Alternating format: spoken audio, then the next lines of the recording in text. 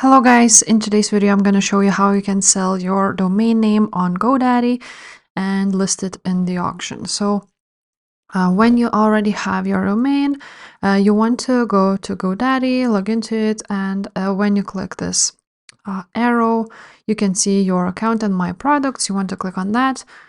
Now, as you can see, I have my domain right here, and where you see your domains, you want to click manage on your domain. And here you want to click domain on the left side.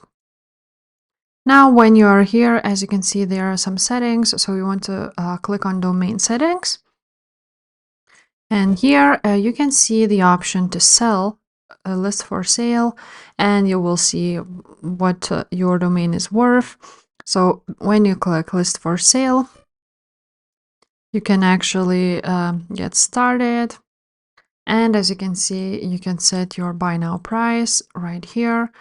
And let's put 100.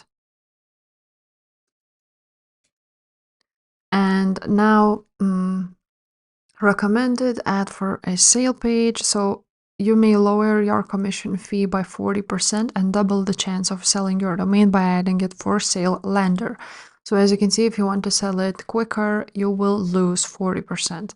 But if not, basically just publish the listing.